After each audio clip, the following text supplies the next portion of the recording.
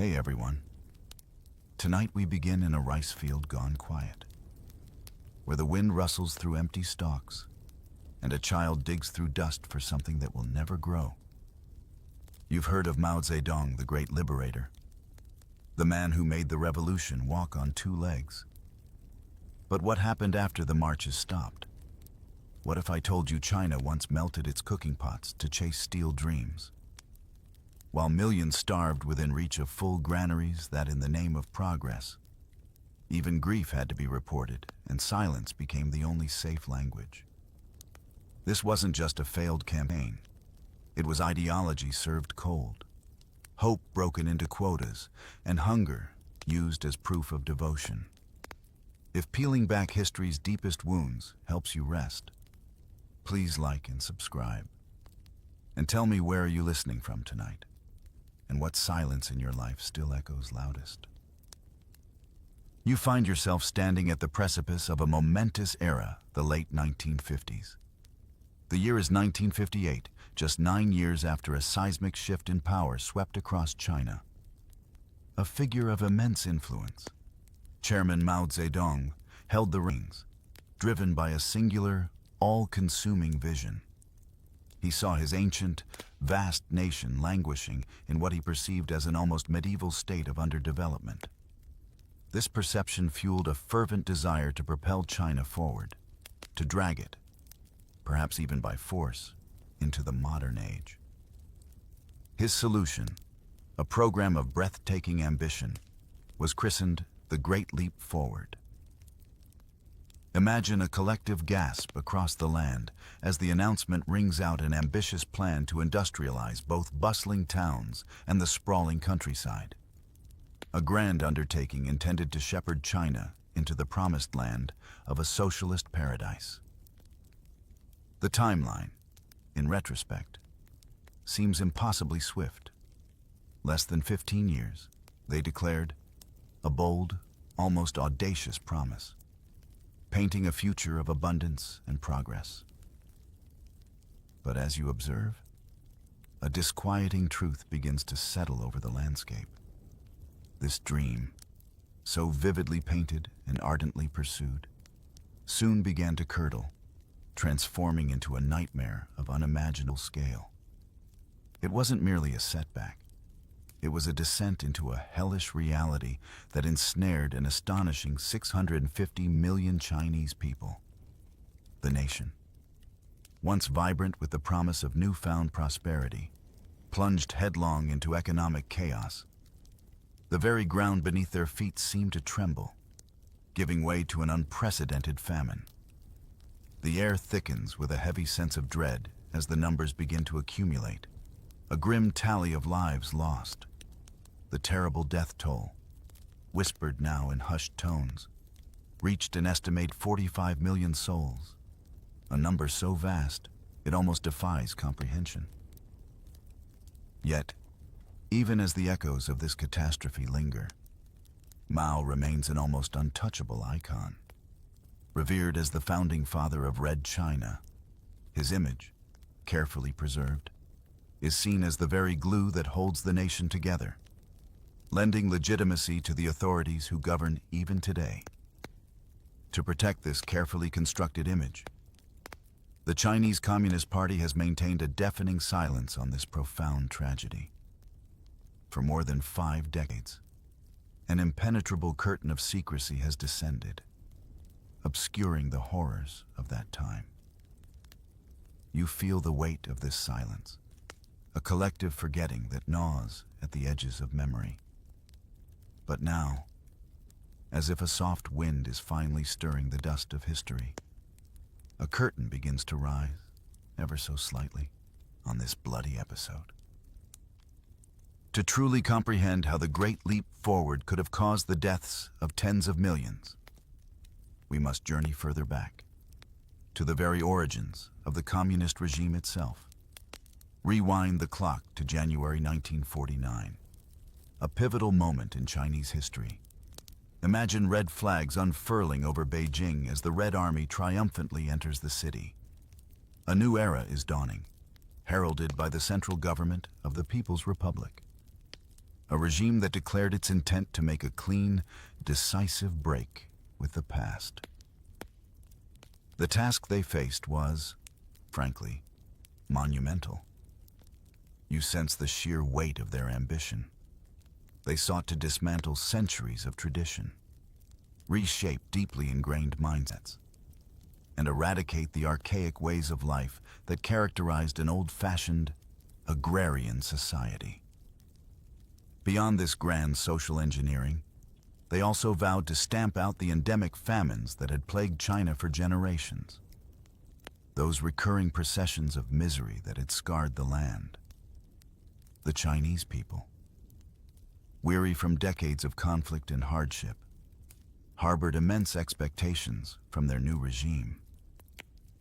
You can almost feel their collective hope, the yearning for a better life. They had heard the communist promise to construct a fairer, more equitable society, a utopia free from want. To realize these ambitious plans, Mao, the leader, embarked on a significant journey. You see him traveling to Moscow, the heart of the Soviet Empire, to seek vital economic assistance. This visit was not merely about aid. It was a crucial step in solidifying the strategic alliance with the USSR. You observe a curious dynamic between the two communist giants. The Chinese leader, Mao, harbored immense admiration for his Soviet counterpart, Stalin, viewing him as a revolutionary beacon. Yet, you perceive a subtle disdain from Stalin, who, in a calculated power play, made Mao wait a full 2 days before granting him an audience. Despite this slight, the two countries ultimately signed a treaty of friendship, a pact that would profoundly shape China's destiny. Under its terms, the USSR committed to supplying China with enormous quantities of armaments, fully equipped factories, industrial and farming equipment, and a steady stream of advisors across various fields. You recognize that this treaty, while offering much-needed assistance, also inherently sealed China's dependence. The aid, after all, did not come without a hefty price tag. China, you learn, committed itself not only to remaining firmly within Moscow's sphere of influence, but also to faithfully adhering to its economic model. More significantly, it undertook the daunting obligation to repay the colossal debt it had contracted. You sense the seeds of future challenges being sown, even amidst the initial promises of prosperity. Less than a year after their ascent to power, the Chinese communists took their first decisive step toward emulating the Soviet model. You witnessed the beginning of massive agricultural reform, a policy that reverberated through the very foundations of rural life. This sweeping initiative impacted half of all cultivated land across China, immediately benefiting an astonishing 300 million poor peasants. Imagine their faces, etched with generations of hardship, as they received their own plots of land. These land redistributions, however, became more than just an economic adjustment. They served as an unexpected opportunity for the settling of old scores, encouraged, or perhaps subtly incited, by the party, the poor peasants, who for 2 millennia had endured suffering and humiliation. Now, for the first time, began to raise their heads. You can almost hear their simmering resentment finally given free rein, as class violence erupted. Over 1 million landowners, previously pillars of rural society, were executed. It was a brutal, swift, and undeniable reshaping of the social order. For the Chinese peasants, the period between 1950 and 1952, immediately following these land distributions, proved to be their most prosperous 2 years. You observe a tangible improvement in their daily lives. In 1950, they were still impoverished. Yet from 1952 onwards, life visibly improved. You hear the testimony of a survivor, his voice a nostalgic echo from the past. In my home region, we were farming land which was ours, and we had enough to eat. We gave part of our harvest to the state, and we kept the rest for ourselves. He continues, I was young at the time, but I could feel that life was improving. The villages organized all sorts of artistic activities during the new year. You see images of festive gatherings, of communities coming alive with newfound hope. But then, a subtle shift in his tone, a hint of melancholy. But later, all that was stopped. Mao, the proclaimed liberator of China and the peasants, was revered as a god of the harvests, worshipped almost as the emperor of this new Red dynasty. His image, omnipresent, adorned homes and public spaces. Yet, you sense a subtle unease beginning to ripple through the party leadership. From 1953, these very land redistributions, which had brought initial prosperity and adoration for Mao, began to stir a new fear in him, the potential reappearance of a class of small landowners. A nascent rural bourgeoisie that could challenge the party's control. And so, following the model of the Soviet kolkhozes, those vast collective farms the party began to persuade, then compel, the peasants to combine their newly acquired plots into larger collectives, often comprising up to 50 families. This new step, you observe, was met with deep mistrust. It meant returning the land they had been so recently given, surrendering it back to the community. You feel the apprehension, the quiet resistance, as individual ownership gave way to collective control. Despite this burgeoning skepticism, Mao stubbornly judged the Stalinist model as the ideal, a path he believed China must follow, even as the Soviet tyrant, Stalin himself, died in this very same year of 1953. The stage was set for another drastic shift. Then, an extraordinary event sent shockwaves reverberating throughout the socialist world. You are transported to February 1956 to the 20th Party Congress in Moscow. There, Nikita Khrushchev, Stalin's successor, delivered his famous secret speech. In a stunning public denunciation, he systematically exposed the crimes of Stalin, tearing down the very edifice of his personality cult and laying bare the disastrous consequences of his collectivization campaigns. You feel the immediate impact of this revelation in China. The Stalinist model, so ardently praised and pursued by Mao, was suddenly, publicly, discredited. The ambitious campaign of agricultural collectivization in China was abruptly suspended, and Mao's cherished ideas, once dogma, now found themselves out of favor, questioned even within his own party. But Mao, ever the shrewd tactician, was accustomed to navigating internal party challenges. You observe his characteristic response when problems arose within the party. He invariably turned to the people, leveraging their support to regain the upper hand. He decided to invite the entire country to express themselves freely, to criticize the leadership openly. He called this audacious initiative the 100 Flowers Campaign. You watch, almost breathlessly, as this campaign takes an unexpected and, for Mao, deeply troubling turn.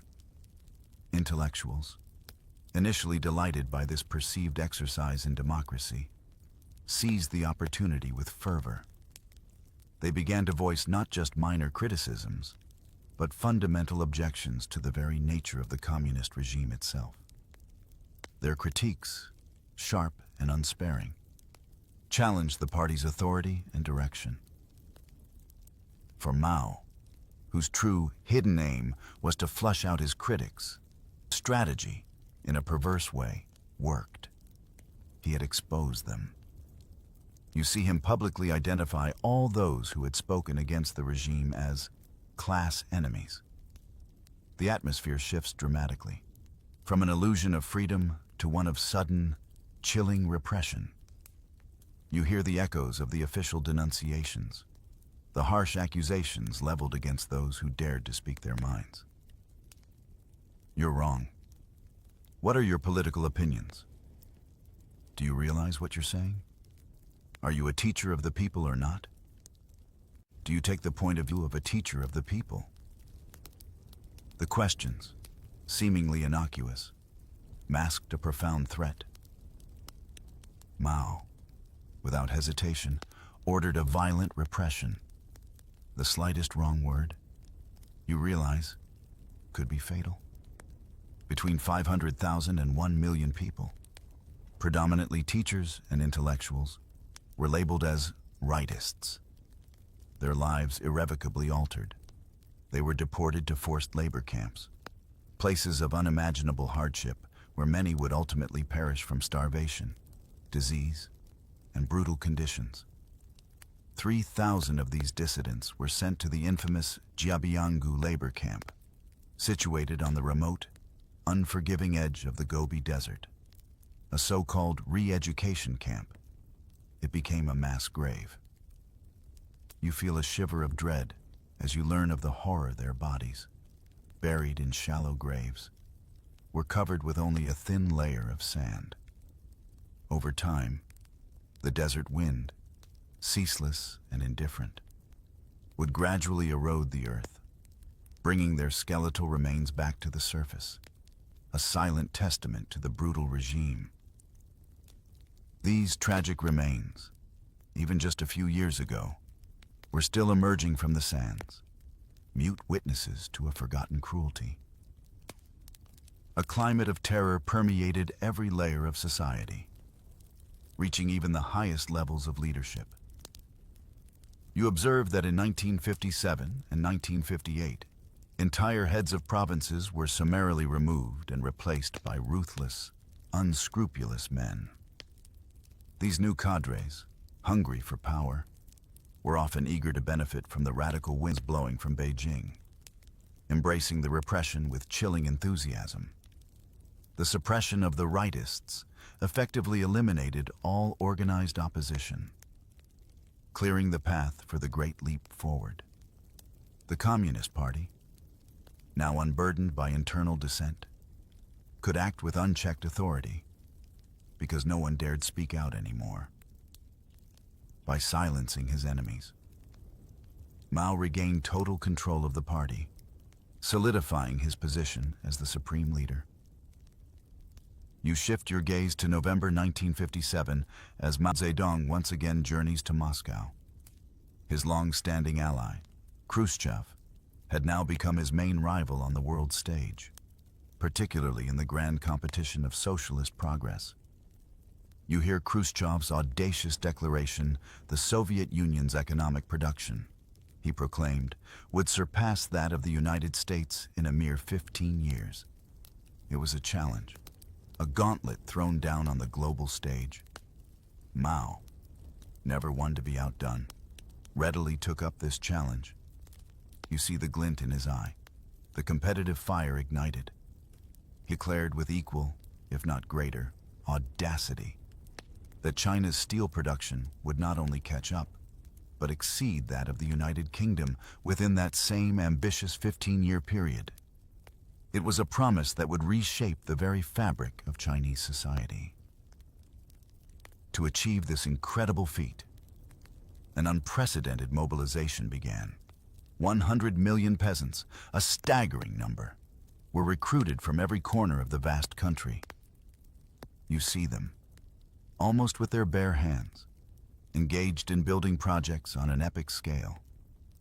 Imagine the sheer human endeavor, the construction of new roads crisscrossing the land, railways stretching into the horizon, massive dams designed to harness the power of mighty rivers, and intricate canals weaving through the countryside.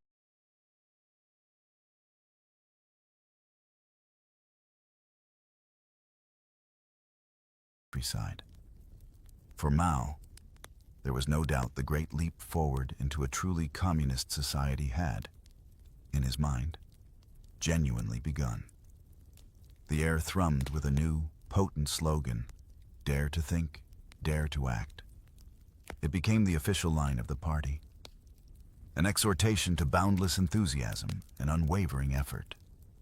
Mao, a master of propaganda, symbolically appeared at these sprawling work sites, lending his immense support to the peasants. He sought to underscore the fact that he had rallied the entire party behind him. He was often accompanied by Liu Shaoqi, the party's second-in-command, and Zhou Enlai, his closest comrade in arms, projecting an image of unified leadership. Liu Shaoqi publicly confirmed his unwavering support for Mao, echoing the fervent zeal with the rallying cry, "Hard work for a few years, happiness for 1,000." Every conceivable means was employed to mobilize the masses, to stoke the fires of revolutionary zeal in what became an extraordinary, all-encompassing campaign. And then, in an almost surreal turn, Mao identified a new, unexpected enemy: sparrows. These small, ubiquitous birds were accused of eating the precious crops, thus hindering agricultural production. You witness the absurd reality: the Chinese people, in their millions, were called out to prevent the birds from landing, making noise, banging pots, chasing them relentlessly. The result was tragic and predictable. The sparrows died of exhaustion, their bodies littering the ground. But this victory was short-lived and hollow. The elimination of sparrows inadvertently led to the proliferation of another, far more destructive enemy: insects. With their natural predators gone, these pests multiplied unchecked, consuming a significant portion of the already strained harvest. This absurd campaign, you realize, was but one step in a relentless march towards even more radical collectivization. During one of his extensive journeys, Mao Zedong encountered a sight that ignited his imagination.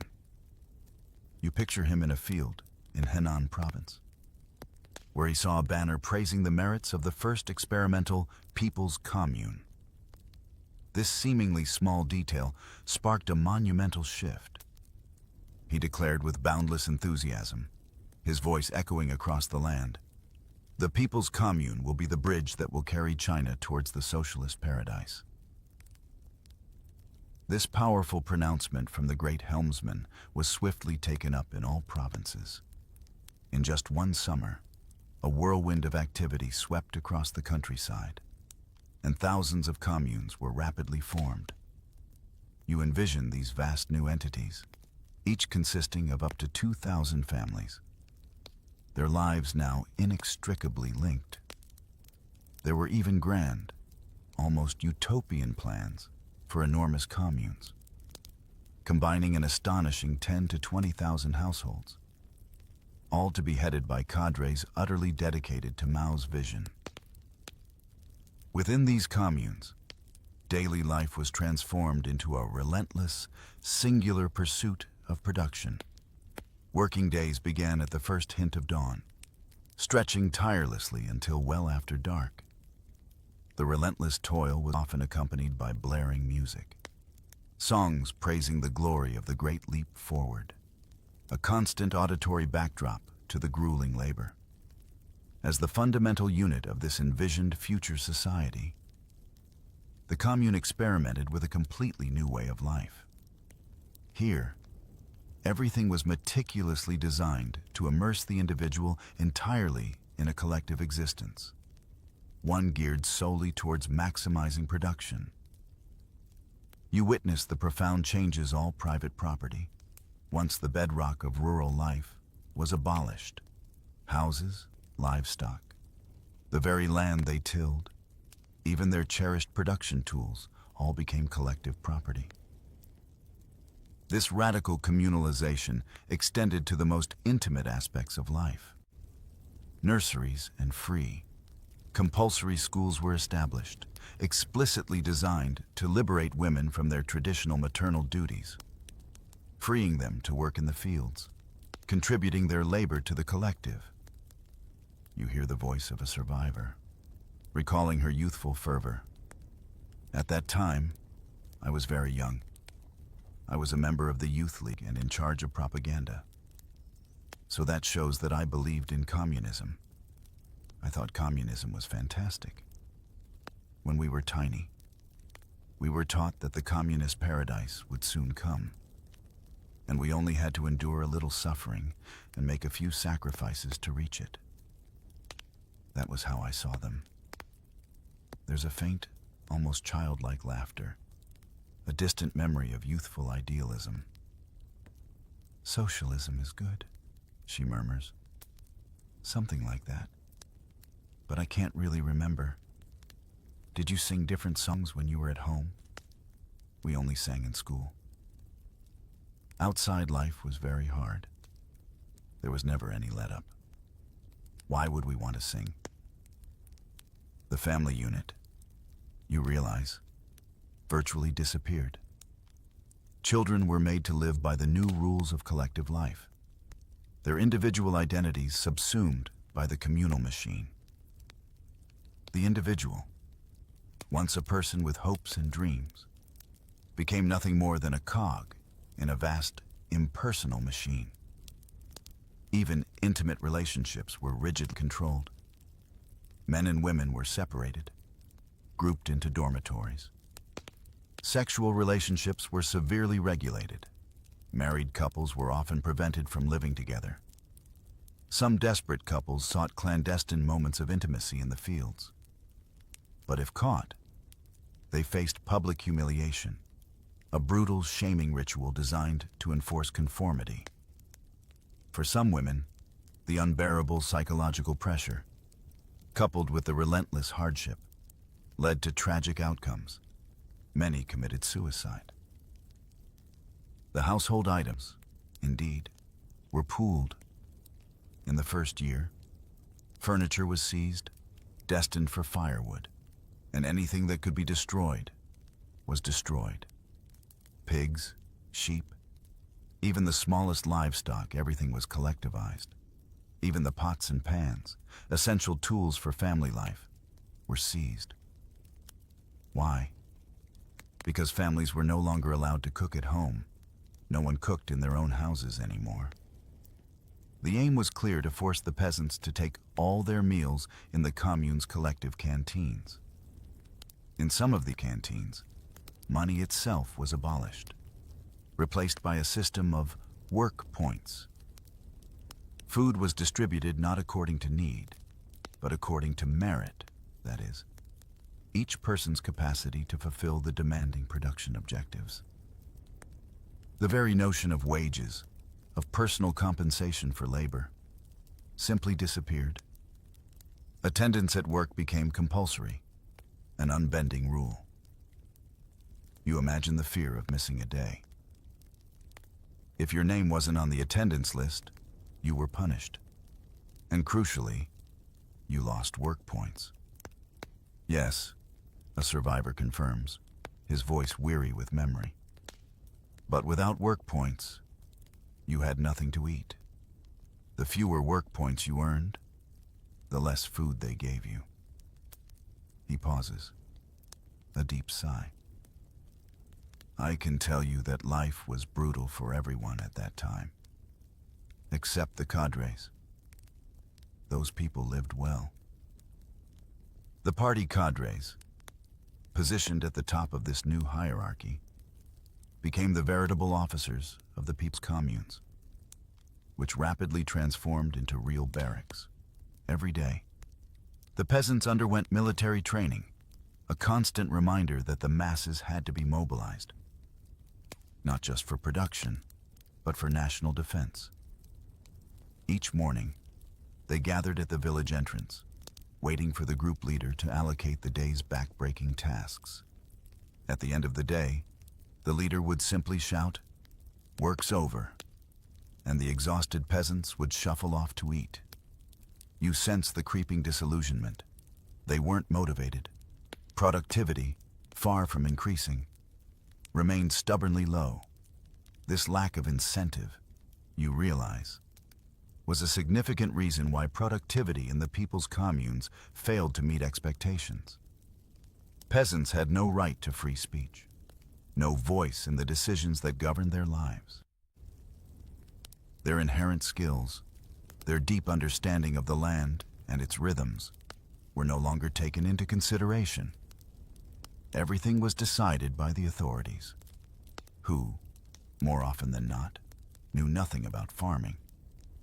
They decided everything: the precise distance between each rice seedling, the specific type of seed to be used, the exact amount of fertilizer required.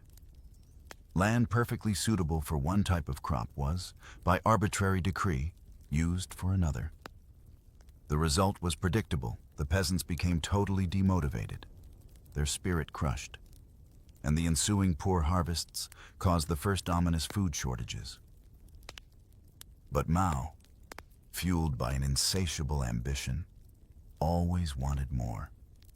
To artificially inflate agricultural production figures, he pitted communes against each other in a fierce, counterproductive competition. The communes that recorded the biggest, most unbelievable harvests were lavishly rewarded in elaborate ceremonies organized by the party. You witness the cruel irony, while the inhabitants of these successful communes were often terribly short of food themselves. Their leaders were celebrated for achievements that were, in truth, entirely fabricated.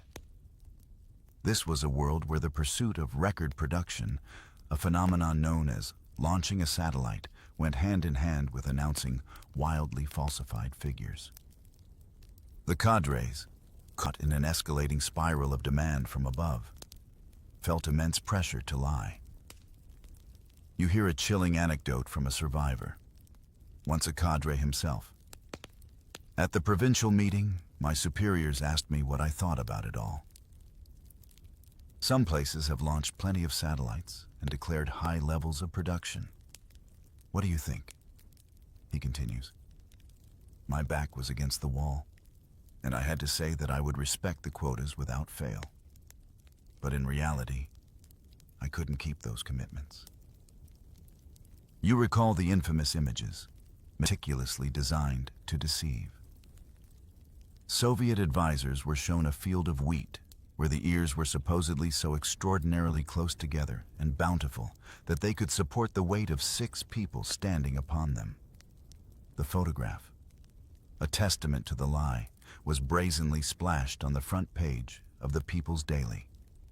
Everyone, from the highest echelons of power to the common person, was fooled, or, more accurately, those who weren't were too terrified to expose the con. Lying became common practice, a necessary evil at all levels of the hierarchy. The figures for both agricultural and industrial production were systematically falsified across the entire country, manipulated to meet and even grotesquely exceed the ambitious, impossible targets set by the party. By the autumn of 1958, even though official reports boasted of abundant wheat, a stark reality was setting in. There was a desperate shortage of food. Follow a group of investigators to the town of Dangshang in the region of Shaanxi, a place that proudly boasted about its good harvest. Instead of fields overflowing with grain, you discover a horrifying deception. It was supposed to be a fertile area where the cereals were on the top, but underneath was just straw. The reality was a carefully constructed facade, concealing the emptiness within. As a direct consequence of these wild exaggerations, the tax paid in grain by the communes was calculated on a false basis. In some regions, the brutal result was that the state demanded almost all of the amounts actually harvested, leaving the peasants with virtually nothing. To make matters worse, the spring harvest in 1959 was a devastating disaster. The wheat, barely cut from the fields, was immediately, relentlessly collected.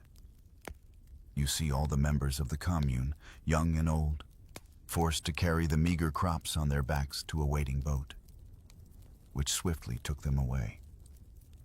They often did this at night, by the flickering light of torches.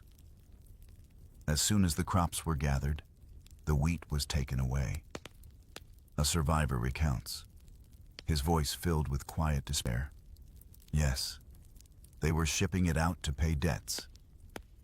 When asked who demanded the repayment, he responded, "How would I know? The cadres said that at every harvest. Deng Xiaoping said debts had to be repaid, even if the country was very poor." The infamous debt, you learn, was the one China had contracted with the USSR for the purchase of hundreds of factories, delivered ready for use. Beijing, in turn, undertook to repay Moscow in agricultural produce. Mao, in a shocking display of disregard for human life, wanted to accelerate this repayment, even if it meant people starving in the countryside. In some regions, the scarcity was so profound that people truly had nothing to eat. You hear of horrific accounts. "I was sent out of the village on a mission, but the members of my family who stayed behind were reduced to eating the bark of medlar trees." The words hang heavy in the air, a stark image of desperation. They ate tree bark. They ate the roots of banana trees too, anything they could find. The hunger was so intense that people even resort to eating mud, a sort of white clay, or the tough stems of rice. "We were so hungry," another survivor recalls, "that we filled our stomachs with whatever we could find." The stories deepen in their tragedy. Once I saw an adult collapse. He fell to the ground while trying to eat a sort of bean paste. He died in front of me, and he still had the food in his mouth.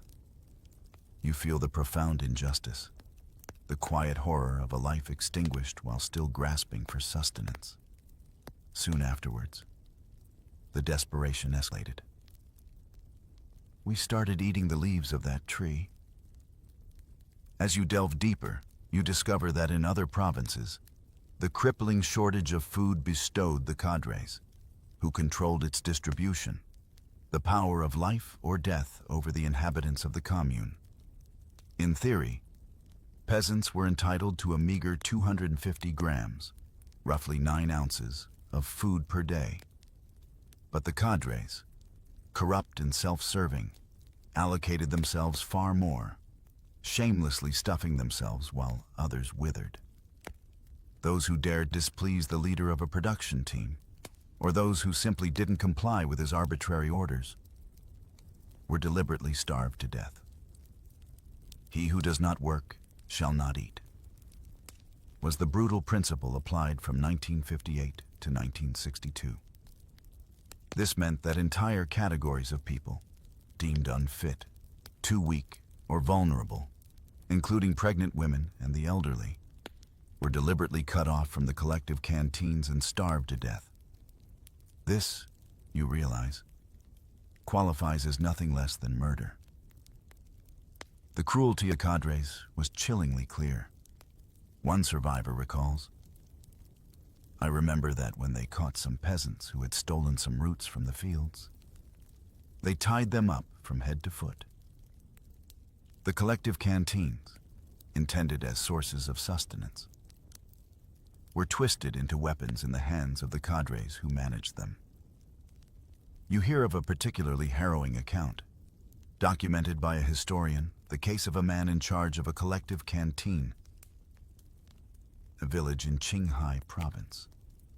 One day, he summoned a woman, described as very beautiful, who was suffering terribly from the famine. The cadre, exercising his monstrous power, asked her how many days it had been since she had eaten. Then, he ordered her to undress. When he saw her naked, he mocked her.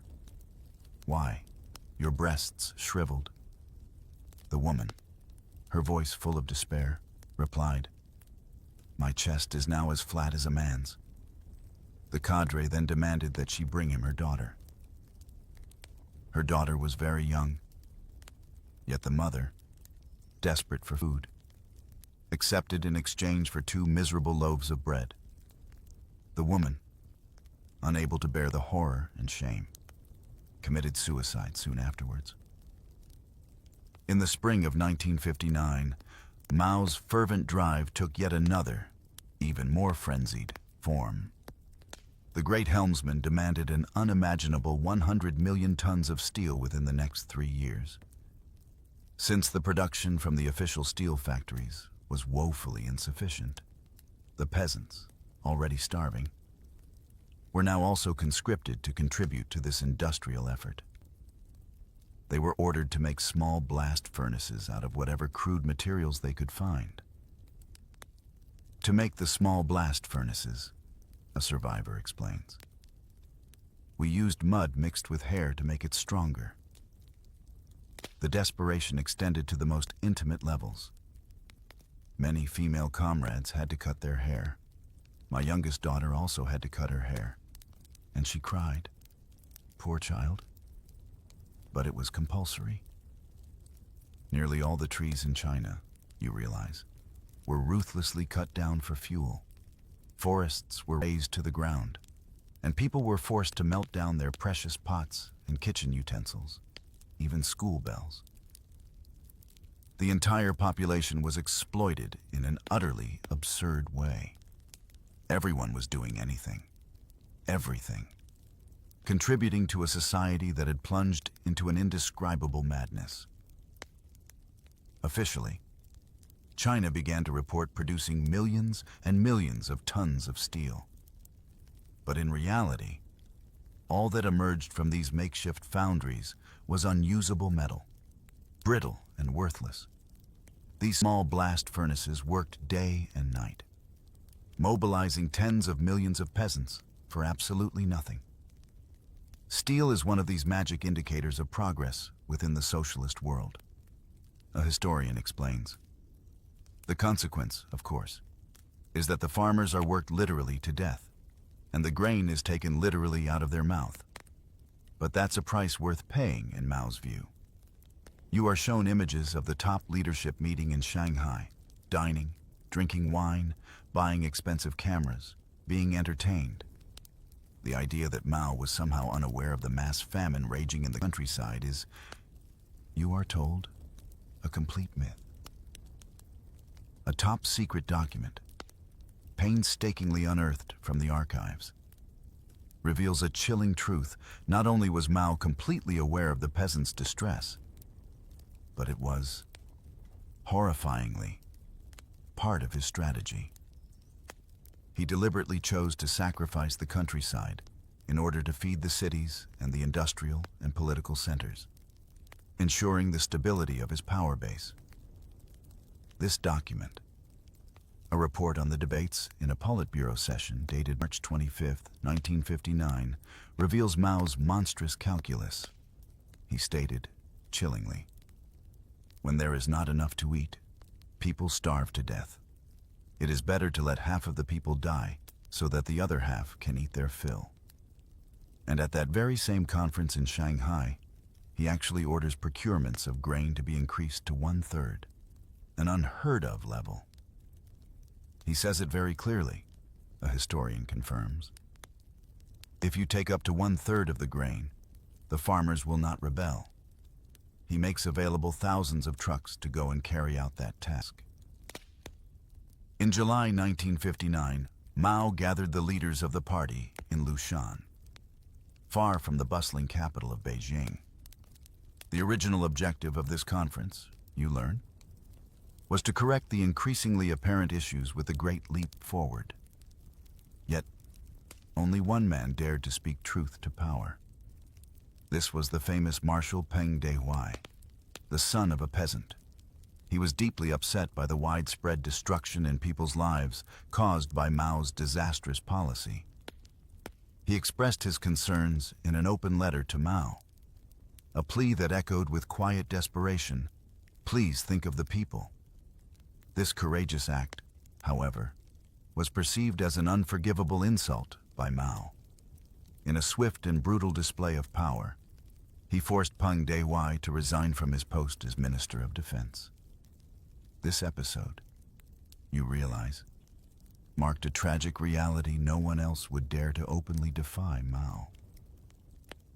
As he persisted in his relentless, misguided policies, the years that followed were truly terrible. You are taken to the north of China, to regions ravaged by famine.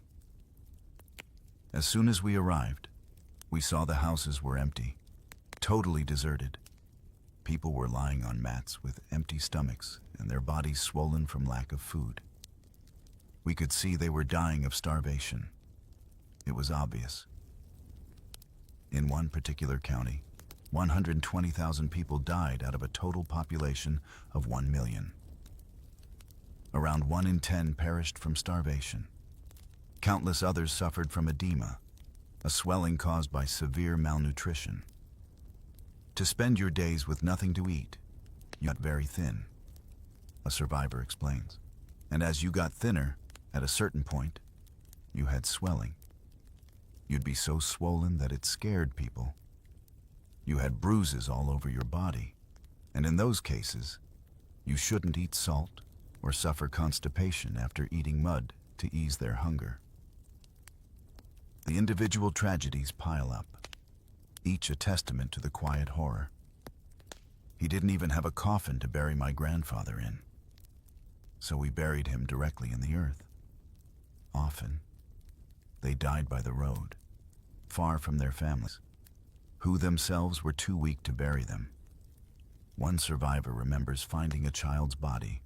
Oh my God, I came across another body, a child's that time. It gave me such a frightening. The voice trails off, the memory too painful to complete. The most shocking part of all this, you discover, is that the population wasn't starving to death because of a complete lack of food. The state's granaries, vast and well-stocked, were full. In the time of the dynasties, you learn, the emperors would typically open these reserves and distribute food to the people in distress.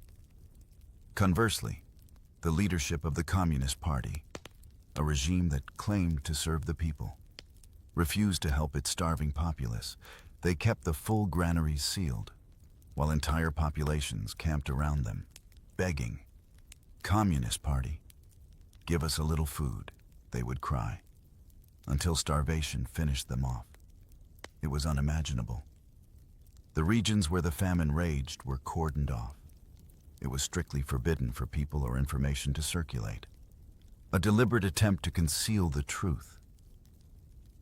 But many still sought to escape. The few people who could move about saw with their own eyes that the destitution was widespread. When the train stopped in the station, I saw crowds of starving people stretching their hands through the windows to ask for food. Everyone was suffering from hunger at that time.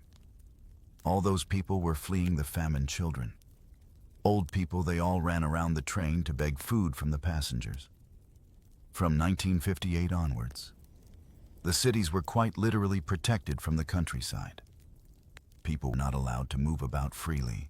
A farmer who wanted to bring a cow to market needed a permit from his local cadre. Those who tried to flee the countryside were summarily sent back. Mao's radical methods caught the attention of his Soviet counterpart, Nikita Khrushchev, who received reports from his advisors on the ground. During the grandiose ceremonies for the 10th anniversary of the Chinese Revolution, Khrushchev took Mao aside. He pleaded with him, in vain, not to repeat the excesses of Stalinist collectivization. Khrushchev would later recount that Mao believed he was an envoy of God, charged with the divine task of building socialism before the Soviet Union could. Mao, arrogant and unyielding, ignored Khrushchev's warnings. He gave the order not just to carry on, but to increase the production figures, convinced they were necessary for the successes of the Great Leap Forward. 9 months later, the simmering tensions erupted. Khrushchev suspended cooperation agreements with China and repatriated 15,000 Soviet advisors. It was the beginning of the devastating split between the two communist giants. Meanwhile, in China, Liu Shaoqi, elected president of the Republic in April 1959, cautiously tried to restrain Mao, who remained chairman of the party. But another year would pass before Liu Shaoqi finally ordered investigations into the grim reality of the famine on the ground. I went to investigate in Chengzhou, the biggest county in the Shaanxi region, because I wanted to know what was really going on. A former official recounts. It wasn't under my jurisdiction. It was under Chang. When the local leader found out that I was investigating, he told me lies. He ordered all the people I saw to repeat the same about the death toll from starvation. He said that in total 90,000 people had died unnatural deaths. And the truth, he knew, was far darker. In reality, the total was 120,000 people. As we said at the time, you couldn't say they had died of starvation. He instructed each district to declare a certain number of deaths so that the total never exceeded 90,000. All that was to hide the truth from us. 3 high-ranking officials independently initiated their own investigations. Their findings were horrifying, several tens of millions dead from starvation. They compiled a detailed report for Mao and Zhou Enlai. Frank de Cotter, a historian, has accessed certain testimonies from those very investigations. These documents, he reveals, confirm terrible realities, corroborating the grim report of these 3 high-ranking officials. There is a very detailed report by a high-ranking military officer who returns to his home village in Hunan. He discovers that the graves in the fields have been tampered with. They've been opened, and the bodies inside are gone. He wonders what is going on. On a rainy day, he sees smoke coming out of the local party secretary's house. He walks up, opens the door, and sees 4 large pots in which human body parts are being boiled down. It turns out that the local party secretary had decided that you could actually recycle human bodies, simmer them, and then use the gruesome concoction as fertilizer on the fields. Thousands of cases of cannibalism were recorded, their chilling details hidden away in the archives. You learn of one case where people ate their own dead relatives. A mother, before she died, said to her daughter, "There's nothing left of my body to eat, just my heart. When I die, you can eat my heart." In another case in Hunan province, very well documented by a top working team sent into the countryside, they discovered that a man was forced to bury his own child alive because this child had also stolen some food. The father, who was forced to bury that child, died of grief 3 weeks later. The scale of human depravity and desperation is almost unbearable. In the spring of 1961, President Liu Shaoqi himself went to investigate, spending over a month in his home province of Hunan. He was devastated to discover that friends and members of his own family had perished from starvation without him knowing about it, because the local cadres had deliberately hidden the truth from him. He was deeply upset. For Liu, the Great Leap Forward simply had to be stopped.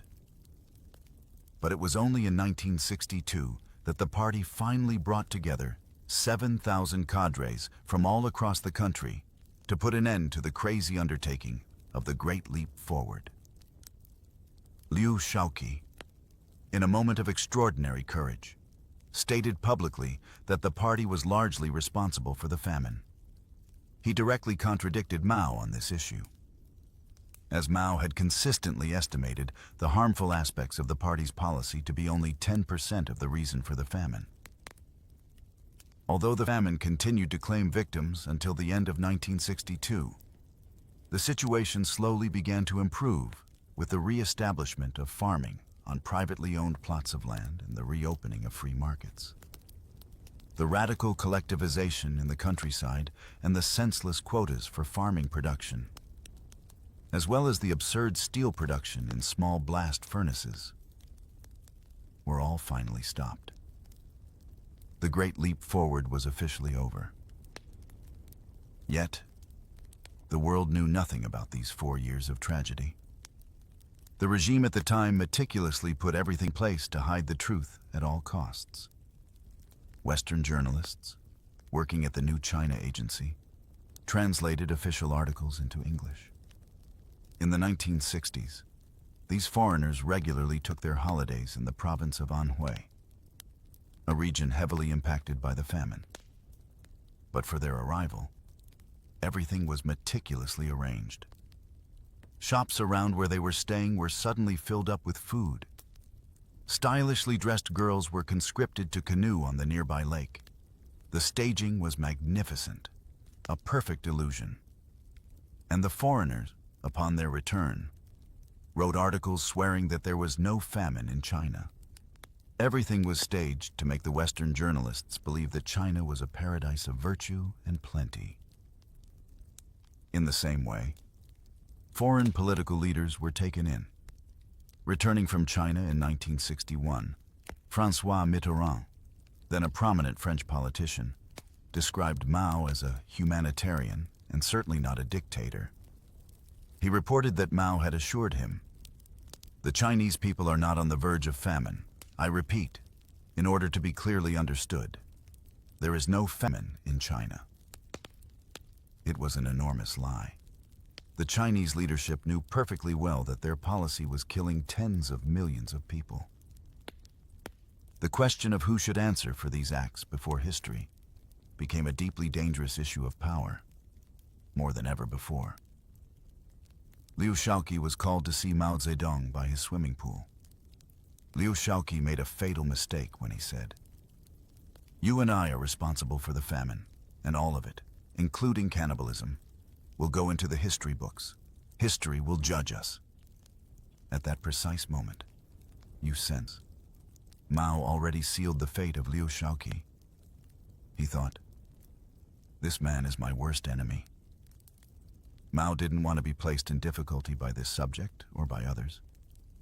So, to regain absolute power once more, he led the Chinese youth into the destructive movement of the Cultural Revolution, targeting the very party bureaucrats who had questioned him. He took advantage of the radicalization of the situation to have Liu Shaoqi publicly criticized, and then arrested by young Red Guards, imprisoned and denied medical care. Liu died tragically in a cell in 1969. From then on, no one would dare speak of the Great Famine again, or of Mao's responsibility in this profound tragedy.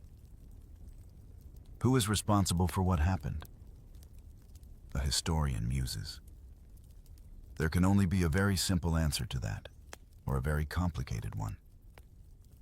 The very simple answer is that Mao, Chairman Mao, was responsible. He initiated it. He started it. It was his vision. He stopped it. He was responsible from beginning to end. Mao ranks as one of the great mass murderers of the 20th century.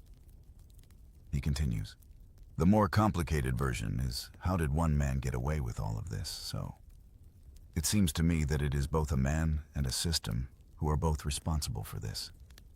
It's a collective responsibility of the Communist Party of China at that time."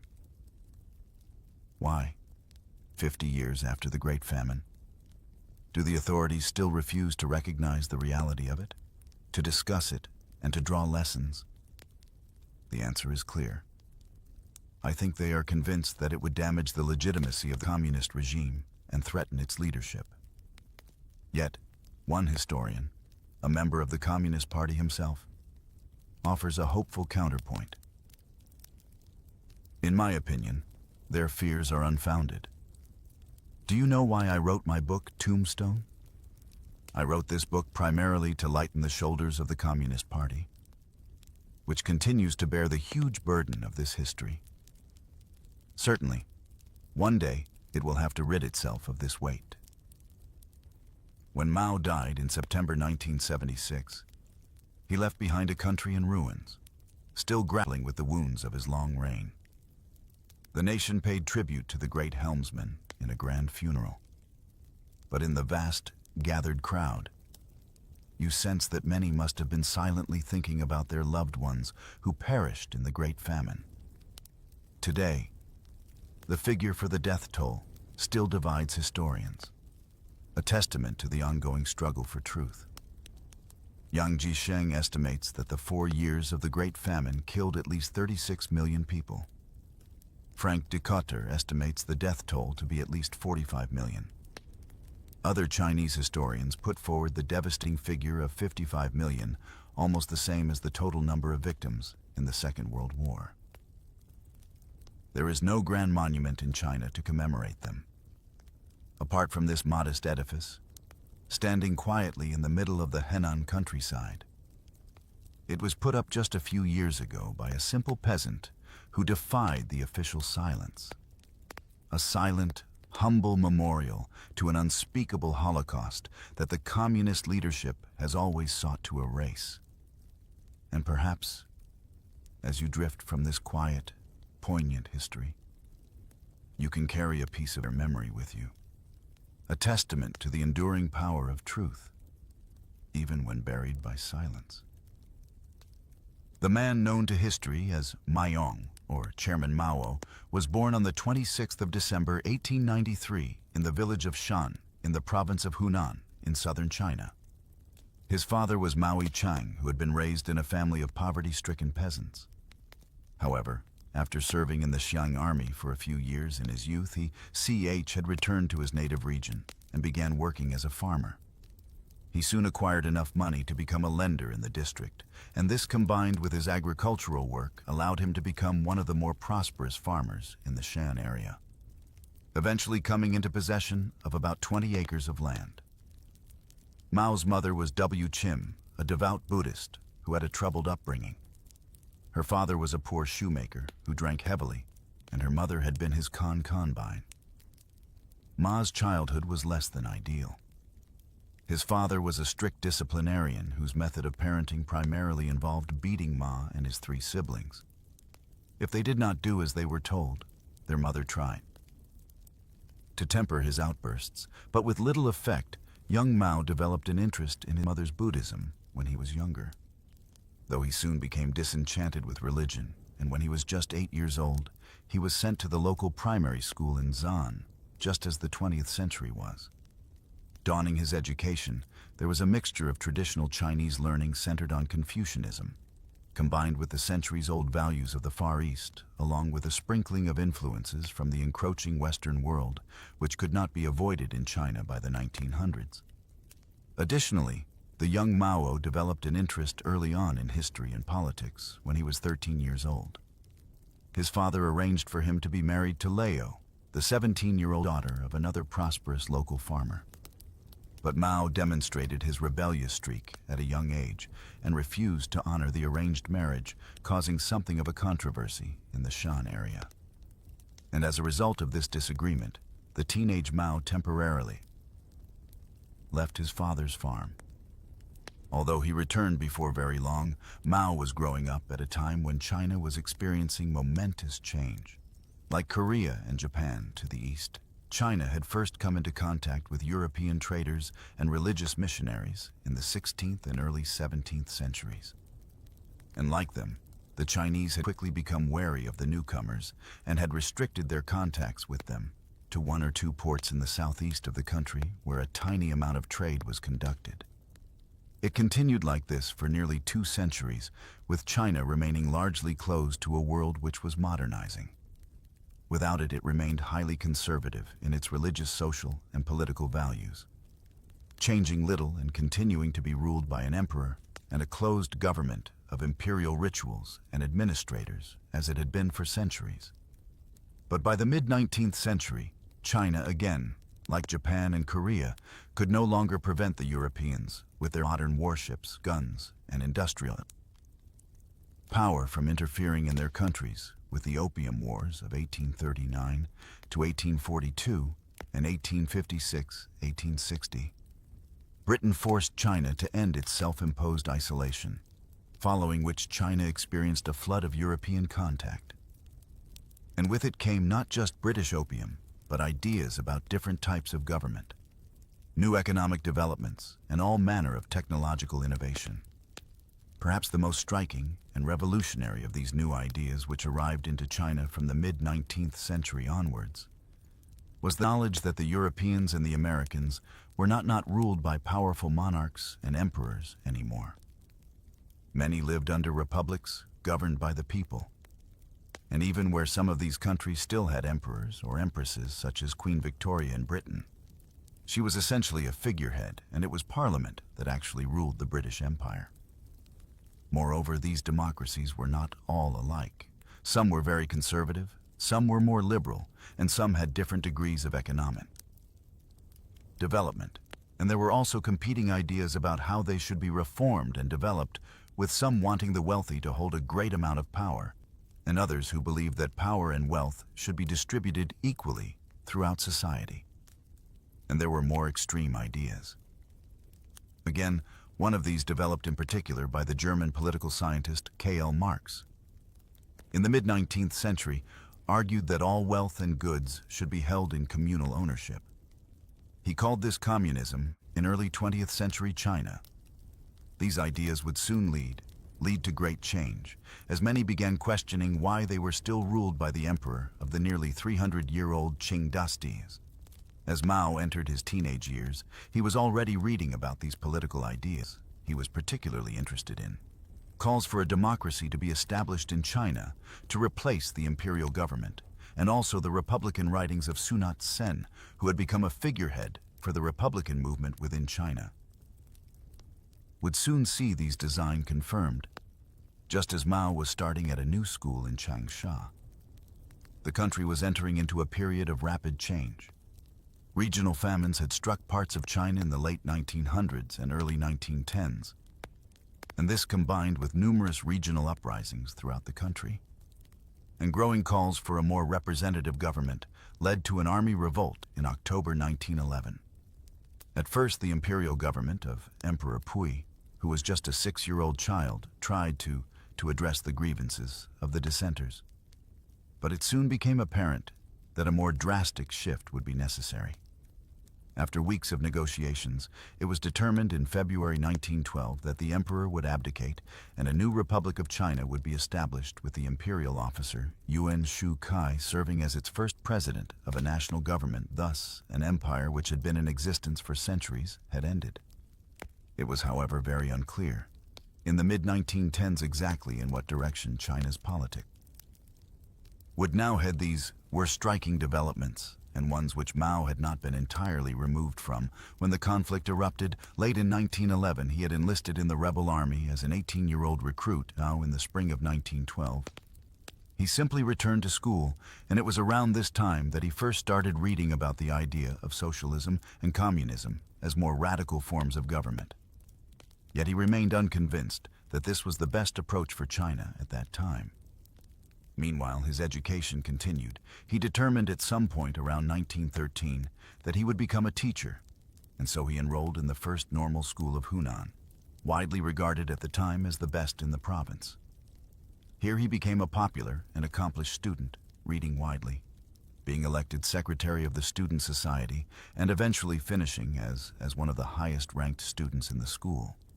More pivotally, in terms of his later activities, M.A. was increasingly exposed to the socialist ideas he had first encountered a few years earlier, and over time, he began to find that he agreed more with what he read, particularly so as the environment of the first normal school was one of radical political thought, especially during China's first forays into representative government in 1997. Mao moved to Pingnou, Beijing, where one of his main influences at this time, Yang Changji, had taken a job at the Peking University. Here, Mao also took a job as a library assistant. But he was increasingly moving in circles of individuals who favored socialism and communism, or Marxism, as a solution to China's political woes, even with the establishment of the Republic. In 1912, the country had continued to experience turbulence as conservative and liberal forces fought amongst each other. and regional warlords and power groups exercised quasi-regional independence throughout the country. Marxism appealed to many at this time because the Bolsheviks, a branch of Russian communism, had secured control of the Russian government. In the autumn of 1917, just months after the fall of the autocratic Tsarist government, there perhaps many thought communism was also suitable for China, which had just done away with its own fossilized, autocratic imperial government. Mao was increasingly leaning towards that viewpoint himself. In 1918 and 1919, an outlook which was compounded when he experienced the bourgeois hostility of the Beijing upper and middle class towards a country boy like himself. It was in Beijing that Mao's awakening as a political radical fully occurred. China was drifting ever further into political anarchy. In the late 1910s, as a buoyant nationalist movement led by Sun Yat-sen sought to rejuvenate the republic in its infancy, which the nationalist perceived as being governed by a weak conservative regime with too many links to the old imperial past. In parts of the country, the government could exercise its authority, but in others, it was little more than a government in name. Only, this instability was augmented when the Chinese government failed to secure the former German concession of Shandong at the Versailles peace negotiations in Paris. Following the end of the First World War, the nationalists considered it an affront to national pride. When this piece of mainland China was instead granted to Japan, a nation which had been exercising its strength across East Asia since the late 19th century, when it had modernized in a far more successful manner than China, and the Shandong controversy was a direct cause of a major student protest, which occurred in Beijing on the 4th of May, 1919. This was driven by a younger generation of political activists like M.A., who were tired of China's seeming impotence on the world stage and disordered internal politics. The movement would continue afterwards and led indirectly to the Chinese Civil War. Many years later, the May 4th movement. The awakening of China's younger generations to radical politics is generally seen as the origins of the Communist Party of China. The events of 1919 led many young Chinese people who were interested in politics to increasingly turn their backs on the Western liberals of Britain, France, and America, who had betrayed them on Shandong, and increasingly to turn towards the Marxism and Leninism that was gradually winning the Russian Civil War and cementing its control over Russia. As we have seen, Mao was already interested in communism by 1919, but it was only in the months following the May 4th protests that he began to fully commit himself to it. And that summer, he organized several student organizations into an umbrella body to protest against the Japanese presence in Shandong. This is the first clear sign of his abilities as an organizer. And his writings around this time and into 1920 began to speak of the Army of the Red Flag and to the victories won by the communists in Russia by the time that the Communist Party of China was formally established in the summer of 1921. Mao had proclaimed himself to be a communist, believing that the ideology would be the basis for the coming revolution in China. It would be a slow ascent towards that revolution.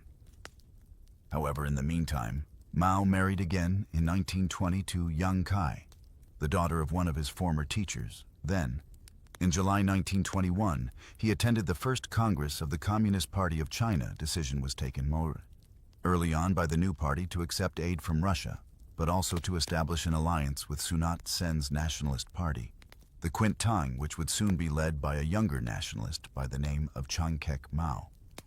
Was one of the first of the Chinese communists to also join the Nationalist Party, in the belief that the conservative Chinese political establishment would only be overthrown if the nationalists and the communists worked in league with each other. As such, he spent much of the 1920s living in the nationalist stronghold of Guangdong province and working as an organizer and propagandist for both the communists and the nationalists simultaneously in Mahan. Throughout this period, Mao was gaining a greater appreciation of the struggles of the Chinese peasantry throughout the country and the strength in sheer numbers which they had. If they were won over to the communist cause as such, the early and mid-1920s were formative, if somewhat unremarkable years in Mao's career, This all began to change in 1926, with the death of Sun Yat-sen in 1925. Chiang Kai-shek had taken over the leadership of the nationalists, by this time his party. The Kuomintang had control over large parts of southern China. But the country was still highly fragmented, with the conservative government of the Republic holding Beijing and much of the north, and quasi-independent Chinese warlords, who were vestiges of the imperial past, holding other parts of the country in 1926. Chiang determined to force the issue and launched a nationalist military campaign to seize Beijing. The Northern Expedition, as it has become known, was a major success.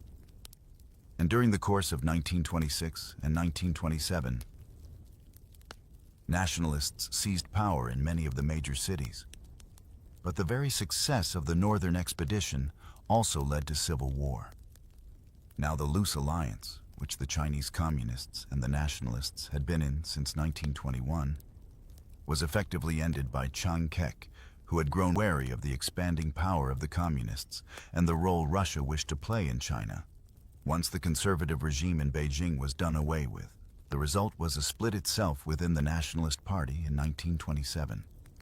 Between Chiang's right-leaning nationalists and a left-leaning faction which wished to accommodate the communists. These events are typically seen as the beginning of the Chinese Civil War, which would last for over 20 years. In the summer of 1927, Chiang Kai-shek's newly ascendant Kuomintang began a crackdown on communists throughout China. Thousands were killed, and the party was suppressed in many places. Mao's reaction to this major setback and the inception of civil war between the nationalists and the communists was to retreat with several hundred followers into the wilder U.S. around the Jinggang Mountains on the border of Hunan province. It was the beginning of a long period of guerrilla warfare, during which the Communist Party, with tacit aid from Russia, sought to disrupt the rule of the nationalists in anticipation of mass urban revolts by workers throughout the country against the new government. These were often tough years for Mao. His wife and sister were beheaded by the nationalists in 1930. Though in his new life as a guerrilla fighter in rural China, he had formed a relationship with her June, whom he married soon after Yang Kaiyu was killed. It was also around this time that he determined on a new course.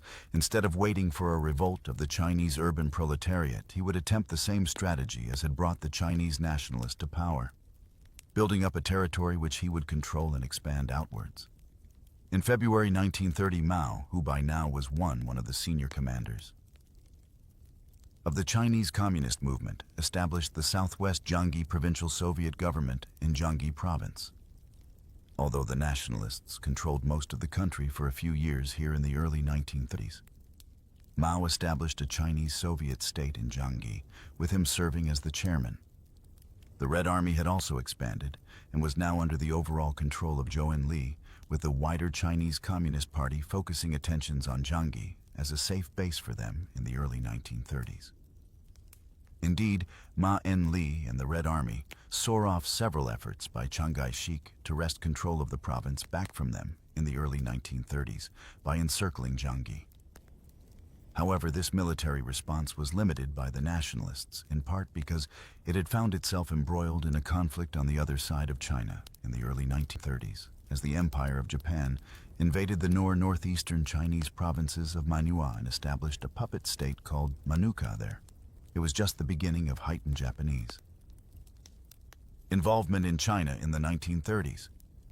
But once the initial february concerning Manchuria died down, Chiang set his sights on finally reclaiming Zedong in the Levin province from Mao and the communists in the mid-1930s.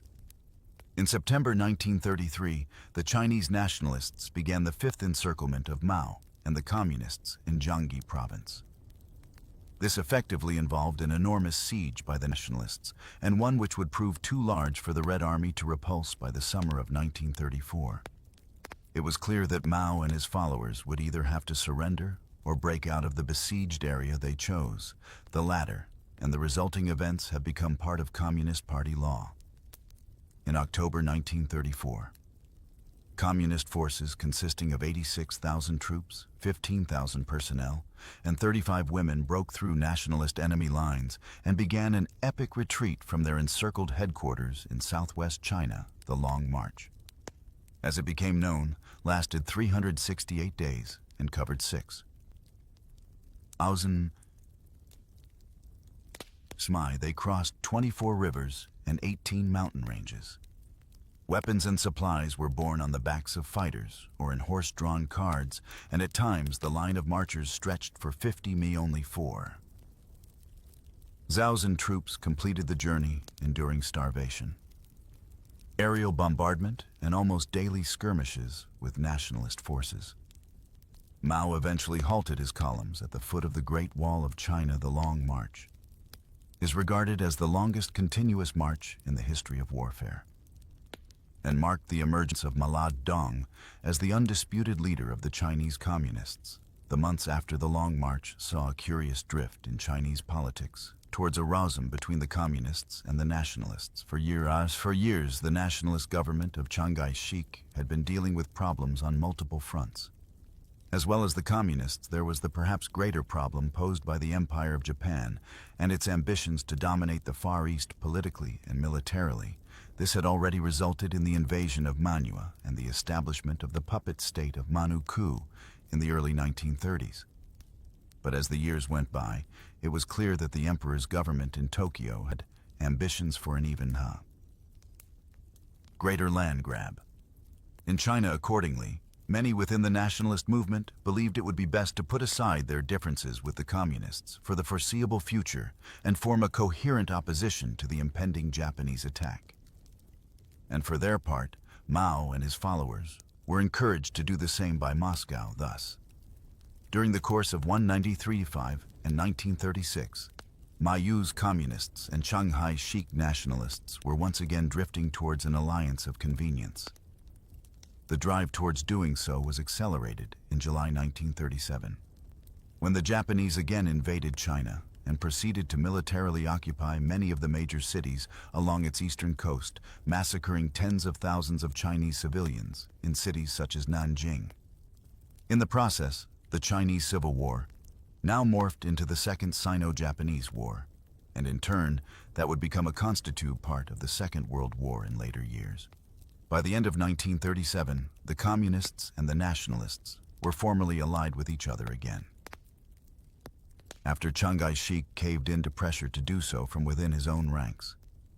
And Mao also married again, around this time, to Jiang Qing, an actress who would become his fourth and final wife, as an example of his growing ruthlessness. His former wife, June, was packed off to the Soviet Union, where she was placed in a mental asylum. Meanwhile, the nature of the struggle against Japan, which would play out for the next several years, was beginning to become clear. The nationalists moved inland towards central China as the Japanese occupied the rich cities and farmland of the coastal regions of eastern China here in the inland provinces.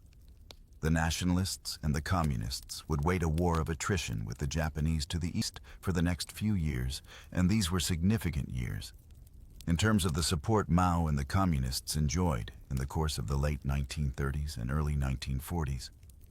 Mao's Red Army ballooned in size from approximately 50 nearly 500,000 fighters. Thus, the war with Japan was finally creating the kind of countrywide support for the Communist Party, which Mao and the other leaders had failed to chire in the late 1920s and early 1930s. Already by 1940, there were signs of Mao's communists being able to win considerable victories against Japanese occupation forces during a campaign which became known as the 100 Regiments Campaign in August 1940. The 400,000-strong Red Army moved against the Japanese in simultaneous attacks against 5 of the coastal provinces. Attacks which resulted in the deaths of upwards of 20,000 Japanese troops, as well as a severe disruption to Japanese supply routes late 1941 and early 1942 brought setbacks.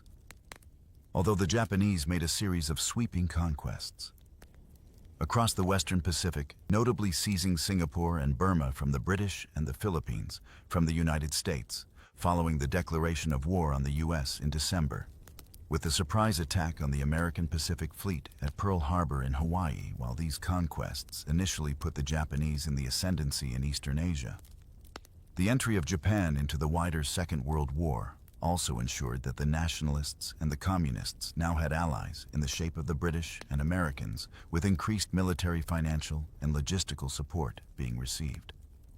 They were able to ensure that the Japanese occupation of eastern China was never comfortable during the Second World War. As the war was grinding onwards throughout the first half of the 1940s, the Chinese Communist Party continued to grow in power, and so did Mao as its leader. The nature of the war of resistance against the Japanese favored the communists over the nationalists. For starters, the communists were more attuned to how to wage guerrilla war, having done so for many years against the nationalist government in the late 1920s and early 1930s.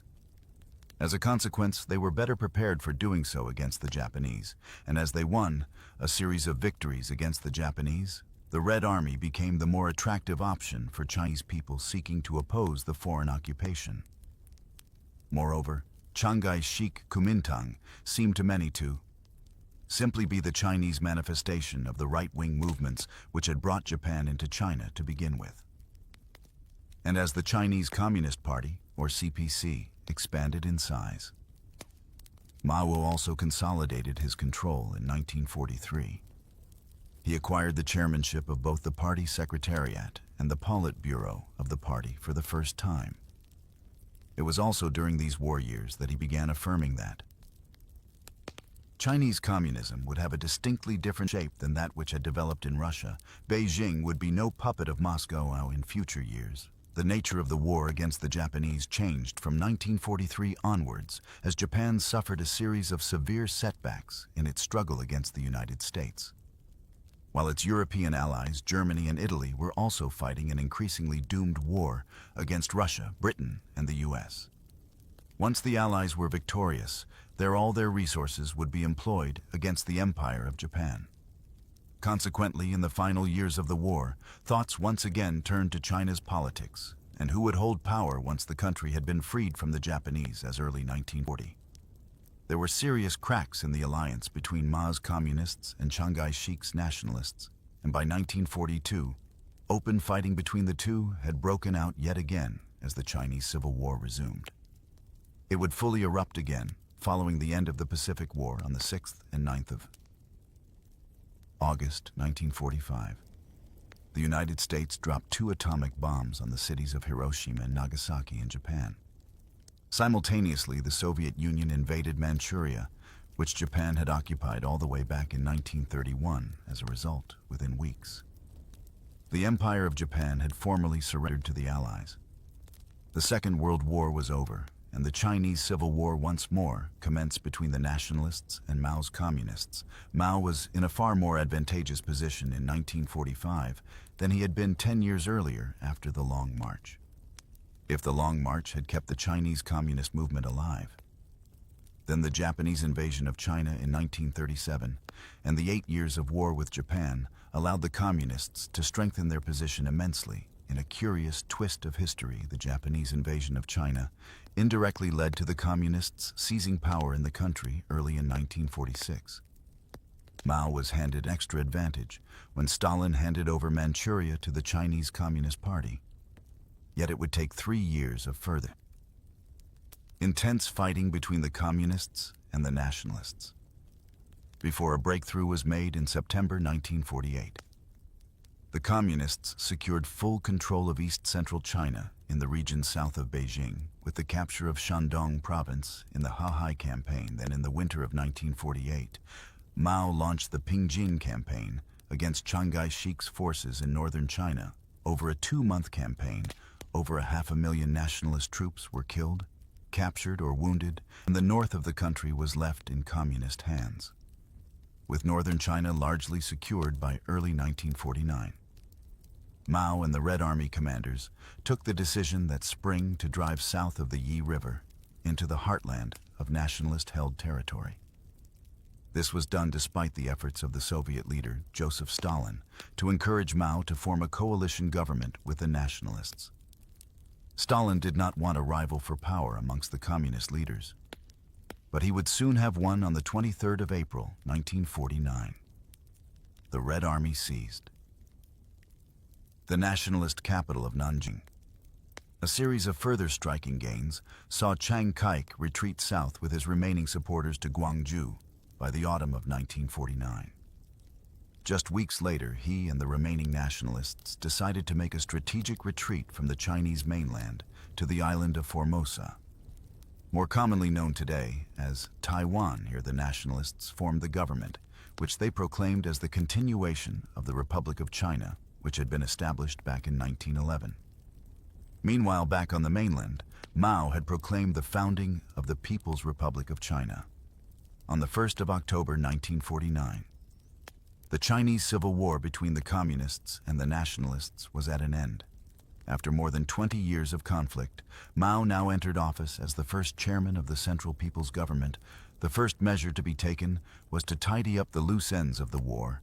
In the spring of 1950, the Red Army launched a campaign against the island of Hainan off the southeast coast of China. Within weeks, the 100,000 strong nationalist forces that were forced to surrender. The international community now expected that Mao would proceed with an invasion of Taiwan. And indeed, even the American government, a longtime supporter of Chiang Kai-shek and the Kuomintang, had decided not to recognize his new regime in Taiwan in the belief that it would soon be defeated by Mao and the communists. But no invasion came, and despite numerous crises between the two sides, Taiwan remains self-governing to this day, and this period immediately after the conclusion of the Civil War also saw Mao head to Moscow in the winter of 1949 to 1950. Here he secured large injections of Russian financial support for China, as well as technological advisors, although the agreement came with a tacit admission by Mao of Stalin's primacy. Within the communist world, Mao would have to wait several years before he could attempt to go his own way. The post-war years in China saw the initiation of wide-ranging political, social, and economic reforms. Firstly, a massive land reform campaign was initiated to transfer agricultural land out of the hands of large-scale farmers and landlords and into the hands of poorer peasants. While this reduced economic inequality, it was not without violence. And there were many, many instances of the former landlords being attacked or even murdered across China in the early 1950s. In tandem, a huge drive was initiated to crack down on opium production and consumption across the country, a habit which was partly a legacy of British meddling into the Chinese economy in the 19th century. In the 1950s, millions of opium addicts and habitual users were press-ganged into labor reform camps. They were joined in these by the hundreds of thousands of individuals who Mao's regime branded as counter-revolutionaries, many of them being former members of the Kuomintang. And Mao also launched the new People's Republic onto the world stage by entering into the Korean War, which broke out in the summer of 1950 between a communist North and an American-backed South. Massive Chinese aid ensured that the KONF ended in a stalemate. 3 years later, it also led to a split of relations between Mao's new regime and the United States, one which involved a trade embargo which lasted for over 20 years. In the 1950s, Mao had formed a clear idea of how he believed communism should develop in China. It would be incorrect to assume that Mao Zedong was simply a powermonger who used communist ideology to secure authority in China.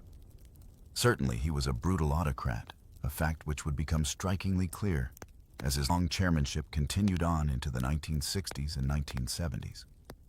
But he had also read widely on Marxist-Leninist thought and had a vision for how communism would develop in China in the early 1950s. That vision involved the industrial capacity of China's burgeoning cities of the East Coast and its great rivers, leading the country away from its reliance on agriculture, as Mao described it. The communists had come to power by the Red Army encircling the cities occupied by the nationalists and the Japanese, and then absorbing the cities when they were strong enough. Now the direct opposite was needed. China's cities would need to expand outward and bring the country closer to achieving communism, as Marx had intended it, to that end in 1953. The first five-year plan was initiated in China, in imitation of the five-year plans which the Soviet Union had begun employing in Russia in the 1920s. The first five-year plan of 1953 to 1957 was geared primarily towards reducing the reliance of the Chinese economy on agricultural output and moving towards becoming a global power through the creation of an industrial economy with Soviet financial support and expertise provided through Russian advisors. New factories were built across the country during the plan. Farms were collectivized across China and placed under state management, and billions of yuan were spent in total on completing 595 large and medium-sized infrastructural and economic projects, including railways, major roads, and new dams, often linking parts of China with each other in ways which had never been possible before. As a result, Chinese industrial productivity increased by 128%, and steel production Lun jumped from 35 million tons in 1953 to over 5 million in 1957. Coal extraction doubled during the 5 years, while in agriculture, yields of grain and cotton rose by over 30% during the same time period overall. The first five-year plan under Mao was a tremendous success in pure economic terms. But in its success were and the seeds of destruction. For a hubris now entered into Mao and his colleagues, thinking a hubris which would be injected with catastrophic consequences into the second five-year plan. Or, as it is more commonly known, the Great Leap Forward on the 22nd of May, 1957. The Soviet leader Nikita Khrushchev, who had succeeded Stalin on his death in 1953, delivered a speech at a regional meeting of Soviet representatives, in the course of which he proclaimed that it was his goal that the Soviet Union should catch up and overtake America in economic output by 1980, a few months later, in November 1957. At a gathering in Moscow of international communist leaders to celebrate the 40th anniversary of the October Revolution, which had brought the Soviets to power in 1917. He repeated his claim, only now he was even more ambitious. The Soviets would now eclipse the Americans. Within 15 years, Mao, who wished for China to rival the Soviet Union and whose relationship with Khrushchev was more antagonistic than it had been with Stalin, began pondering this goal in the aftermath of the Soviet leader's speech. Not to be outdone, he quickly determined to make similar claims and made it known that it was China's goal to catch up with Britain's economy within 15 years and exceed their production of steel and other core industrial outputs. With this goal in mind, in 1958, the Chinese Communist Party initiated the second five-year plan, or what was soon referred to as the Great Leap Forward for the country's economy. It would result in the most catastrophic famine the world has ever seen. Mao believed that the key indicators of how China's economy was progressing would be seen in grain and steel production, if these could be increased rapidly. It would show the Soviets in Moscow and the world in general that China was asserting itself on the world stage. Accordingly, all of the instruments of the state were deployed in 1958 to begin increasing the rate of grain and steel production by establishing new smelting factories and turning ever greater amounts of agricultural land over to grain production. Massive amounts of farmland were collectivized into giant state farms towards the end, and millions of workers were redeployed to different parts of the economy than they were trained for. Huge amounts of state funding were also given out to aid in the effort, and party officials were sent out into the countryside and the towns charged with maximizing production. However, many of these initiatives were potentially hazardous to begin with, as the state was employing experimental farming methods. In some instances, and in others, was turning over land to grain production, which was more suited to other crops. In other instances, workers were being sent into steel factories with little or no training in what they were doing. It was an inauspicious beginning in 1958, but one which would get much worse over time. Despite the structural issues, there were some initial signs of progress. Steel and iron production did increase in the initial stages of the Great Leap Forward, perhaps by as much as 30 to 40% in 1958. But the mechanism whereby it was being increased would prove catastrophic in some instances in their eagerness to show good results. Local party cardas throughout the country were often resorting to unimaginably short-sighted and brutal tactics. The more cruel methods involved overworking their laborers in the factories to try to have larger amounts of steel produced. But within a few months, party officials throughout the country were also setting up what became known as backyard furnaces, the use of which Mao had actually encouraged. These were essentially makeshift steel furnaces which were often set up. In the yards of people's homes, scrap metal was used to produce pig iron, which was almost totally useless.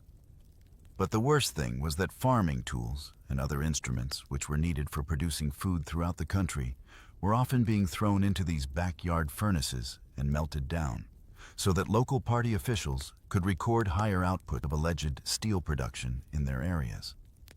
The result was a lack of basic tools for farming.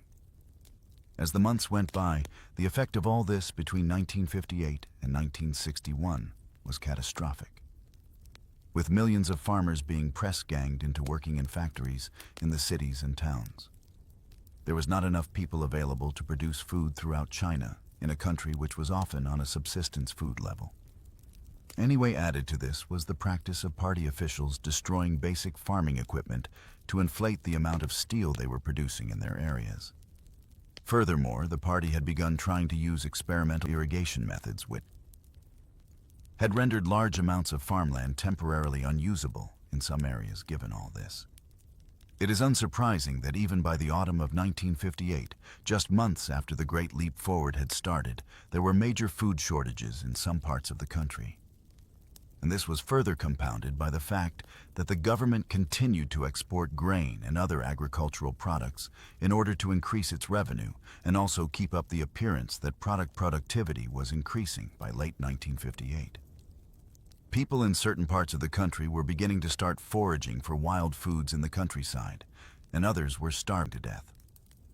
This was just the beginning, though, and by 1959, grain production had fallen by roughly 15 to 20% in total across the country. There is considerable debate as to how much Mao knew about what was unfolding across China as a result of the Great Leap Forward. It is quite possible that in late 1958 and early 1959, he was unaware of the famine conditions, but evidence has been uncovered which suggests he knew by at least the late spring of 1959, and yet did not do enough to change course by 1960 when he delegated control of certain parts of the Great Leap Forward program to others. The Central Party members were actively trying to prevent the worst. But by then, it was too late. The forces which were unleashed in 1958 and 1959 reverberated into 1960 and 1961, and famine struck China over each of these years, with varying degrees of severity. There have been many different estimates of the number of people who died in recent years, as the opening of certain archives in China has allowed for more accurate assessments. But scholars are generally agreed that at least 25 million people died in a country the population of which was approximately 660 million in 1958. Frank Deoda, who studied the period in detail and who saw the Great Leap Forward as Mao's Great Famine in the title of his study of these events, suggested the death toll was as many as 55 million. Others would suggest somewhere between 30 and 45 million, making this the most catastrophic famine in human history in terms of sheer numbers of deaths. The second five-year plan, advertised as the Great Leap Forward, came to an end in 1962. Curiously, it was relatively underreported internationally, as much of the information concerning it was transmitted through the Republic of China's government in Taiwan or the British enclave of Hong Kong, and many foreign services believed they were exaggerating the extent of the suffering caused for political purposes. Internally, however, it had badly compromised Mao's leadership. On the 27th of April, 1959, Mao's term as chairman of the People's Republic of China came to an end, although he retained his position as chairman of the Communist Party and of military affairs. He was succeeded by Liu Xiaoyi, and by January 1962, The Great Leap Forward was being wound down. At this time, Leo made a speech at what was to become known as the Seventh Carter's conference, in which he denounced the Great Leap Forward. It was a very thinly veiled public rebuke of Mao, the likes of which would have been unimaginable 5 years earlier. Nevertheless, while Mao had lost some of his authority for now, he was still very much in charge. He would, however, have to govern in a more collective fashion, with figures such as Xiaoqi and Deng Xiaoping, who had done much to recover the economic situation in the wake of the disastrous policies of the late 1950s. The 1960s also saw China increasingly isolated. On the world stage, tensions had been brewing between Mao and the Soviet premier, Nikita Khrushchev, ever since the latter succeeded Stalin in the mid-1950s. Mao was particularly perturbed by Khrushchev's denunciation of Stalin's brutal authoritarianism and more moderate STS towards the Western powers. He also found himself increasingly at loggerheads with Moscow about the two regimes. Interpretation of Orthodox Marxism relations were bad by the late 1950 SS, but they became particularly acute in the early 1960s, especially once the Cuban Missile Crisis inspired KOF to begin working more closely with the U.S. government of John F. Kennedy to defuse the Cold War in ways which Mao opposed. A sign of the split was seen in 1961, when Mao denounced the Soviet regime as revisionist traitors. For his part, Khrushchev was increasingly wary of Mao's attitude towards the possibility of a nuclear war with the West. A once worryingly suggested that if 300 million Chinese people died in a nuclear war, the other half would still be alive to secure victory. And so the Russian leader must have been concerned in 1964 when the Chinese successfully tested their first nuclear bomb. But by then the Sino-Soviet split was complete, while much is known about the political life of the man who oversaw this split with Russia and the catastrophes of the Great Leap Forward. The more private Ma remains something of an enigma. His fourth marriage, that to Jiang Qing in 1938, lasted for the remainder of his life, though Mao engaged in a string of extramarital affairs, including most controversially in his later life, with a private secretary, Zhang Gufang, who was in her early 20s when she first entered Ma's employ. He had at least 10 children, several of whom had been born in the 1920s, and with whom he had very little relationship, as he had had to leave them with others during the long Civil War years. He spent much of his private time writing, and was a prolific composer of political writings and poems, while his reading habits tended to favor traditional Chinese literature. By temperament, he would become aggressive when challenged, but his demeanor was certainly not genuinely unhinged, like Stalin had been in Russia during the 1930s and 1940s. For Ma, state violence was engaged in for political rather than personal purposes. But a great deal about his other personal motivations and inclinations are shrouded behind a public image, which was closely managed during his lifetime. The Sino-Soviet split and the catastrophic consequences of the Great Leap Forward were the background against which Mao initiated what has today become known as simply the Cultural Revolution, but the full name of which was the Great Proletarian Cultural Revolution, launched in 1966. The Cultural Revolution was designed to be a political and social movement which aimed to purify Chinese society and Chinese communism by removing any of the vestiges of Chinese traditionalism which remained and the capitalist and BG elements within it. Mao claimed that a bis bureaucracy had developed within the Chinese Communist Party that was leading China in the wrong direction. And this, along with communist revisionists, such as those who were now in power in Russia, needed to be stopped, and a renewed dedication to the communist cause developed in particular. Mao called on the younger generations of China, those which had been born after the Second World War, and who had never known life in China before. Communist rule to bombard the headquarters, to purify Chinese society of these bourgeois capitalist elements. And to reinvigorate the communist movement, there has been a widespread debate as to what Mao's motivations for launching the Cultural Revolution were. Some historians have argued that he genuinely believed that the Chinese Communist Party and the huge administration which operated under it throughout China had been compromised by nearly 20 years in power. and that a cultural reawakening was necessary to stop the bureaucratic degeneration of the country, however. While this might have been a motivating factor for Mao, there is no doubt that the Cultural Revolution was primarily conceived as a way for the chairman to resuscitate his control over the Communist Party and the country as a whole. By its very nature, the movement allowed Mao to use the party's apparatus and wider organs of the state to purge the government of his opponents and competing factions. These had multiplied in number in the early 1960s as the catastrophic impact of the Great Leap Forward was felt across the country. Now, Mao would eliminate those who had dared to cross him in the most brutal purges seen within the Chinese Communist Party. The result would be years of unrest, which turned ordinary Chinese people against each other and created an environment of fear and suspicion. The Cultural Revolution was initiated in May 1966, with Mao urging the people and students in particular to act to purify by the party ranks. Within weeks, gangs of students were attacking their teachers, intellectuals, government officials, and even people who were deemed to be wearing bourgeois clothing. These attacks could range from being mild to moderately violent, such as when teachers were attacked by gangs of students and had their heads shaved, to truly bloody acts, such as when government officials were actually murdered or driven to commit suicide, as the frenzy built up in the summer of 1996's official party. Newspapers stoked the flames by calling on the masses to clear away the evil habits of the old society and attack the monsters and demons.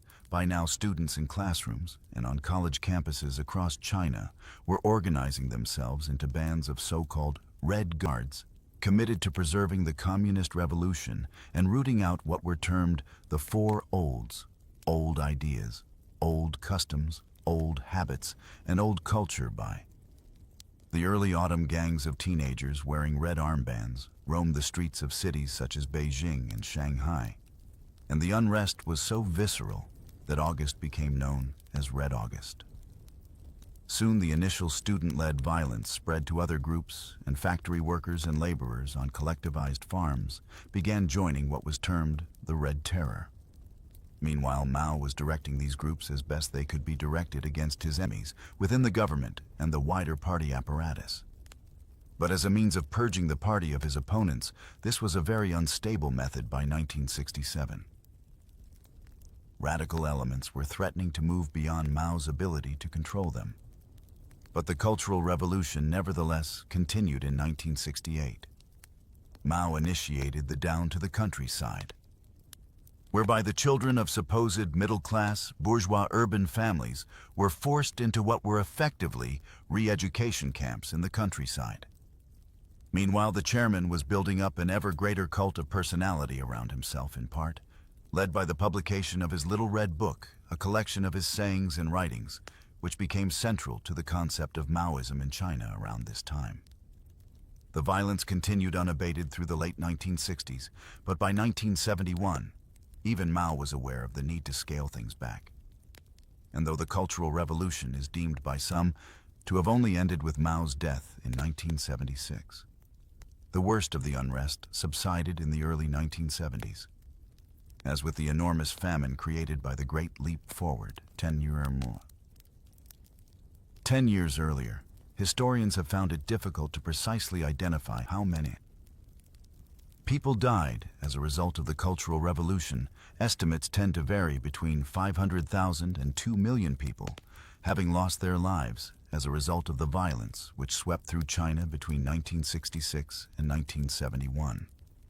Many of these were killed by the Red Guards, and other groups triggered into fanaticism by Ma's injunctions. However, probably the greater proportion of these lost their lives in instances where the army was called in to quell the unrest, or by the army and the Communist Party being directed to purge certain groups by Mao himself.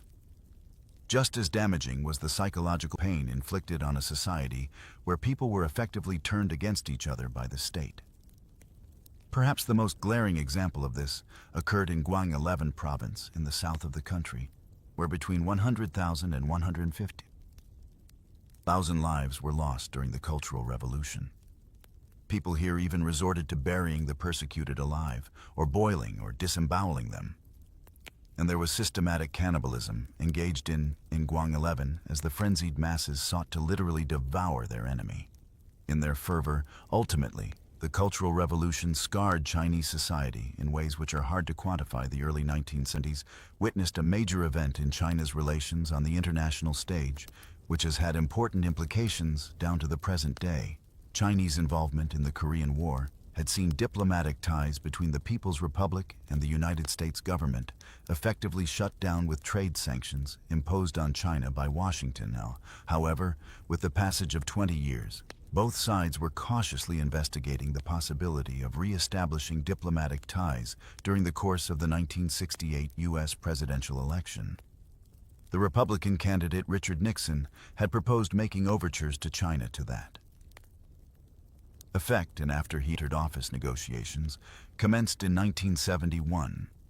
Nixon's national security advisor, Henry Kissinger, went on a secret diplomatic mission to Beijing, and this was followed in February 1972 by an official state visit in China by Nixon, during the course of which he met Mao, the first meeting between a Chinese and American head of state since the Second World War, which has grown ever greater in importance since, and which is now regarded by many as the most significant international relationship between two states in the world.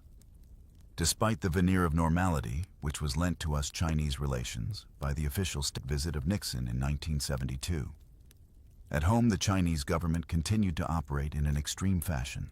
By the time Nixon visited, Mao was nearly 70 years of age, and owing to years of chain smoking, he was suffering from numerous physical ailments. It was due to this, and the cult of personality which he had built up around himself, that he allowed a number of senior Communist Party members to become immensely influential in China. In his final years, these were known as the Jiang of Four, which consisted of Mao's wife Jiang Qing, Jiang Chung-Xia, an ultra-maced writer, who had come to prominence during the 1960s for his denunciation of Bijia elements within Chinese society.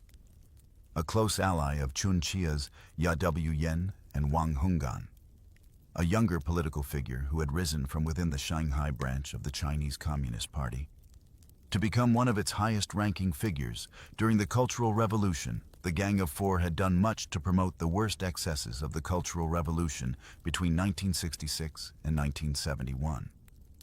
But even after the most extreme period of the purges ended in the late 1960s, their influence over Mao's government continued the last years of Mao's life, and his primacy in the politics of China are hard to characterize, as competing forces were at work.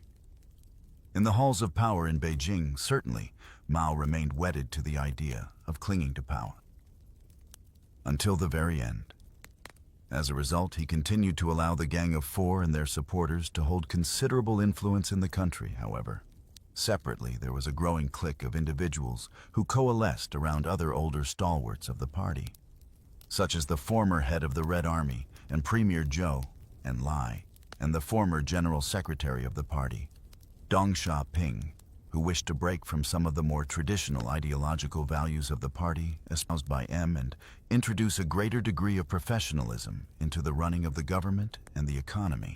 There was also much bitterness within the party establishment at the damage wrought by the Cultural Revolution, as individuals who had fought the Japanese and the nationalists in the 1930s and 1940s had often been purged from the party in the late 1960s, only to be gradually rehabilitated in the 1970s. Acrimony between all these groups characterized the politics of China in the final years of Mao's life, and it was he himself who was largely responsible for creating this situation. The political uncertainty of the post-Cultural Revolution period was still unresolved. As Mao entered the final stages of his life, his health had further deteriorated in the mid-1970s, and he was suffering from several heart and lung ailments, the latter aggravated considerably by his chain smoking. While there were unconfirmed rumors of a considerable reliance on sleeping pills, which had developed over the years, on the 27th of May 1976, he met the Prime Minister of Pakistan, Sulika Alibo, on a state visit at which the last known photo of Mao was taken. But by then he had already suffered the first of several heart attacks that occurred between the spring and autumn of 1976. and which left him increasingly incapacitated. The final one on the 5th of September left him largely able to move, and he died 4 days later. A state funeral lasting a week followed between the 11th and the 18th of September 1976, during which 1 million Chinese people filed past his body today. The enormous Malum of Hmong housing. His embalmed body stands in the middle of Tiananmen Square in central Beijing, on the site where the Gate of China, the southern gate of the old imperial city, between the 14th and the 20th centuries, used to stand before its destruction in 1954. It is perhaps fitting as a statement of where ancient China ended and modern China began. Mao's death occurred at a time when the older leadership of the entire Chinese Communist Party, the generation who had come to political consciousness during the May 4th movement all the way back in 1919, was fading from Chinese life. The old leader of the Red Army and a possible successor to Mao Zedong. Li had predeceased Mao by just a few months. Consequently, Mao had appointed the Minister for Public Security, Hua Guang, as his successor. Shortly before his death, he succeeded as chairman of the Chinese Communist Party in 1976.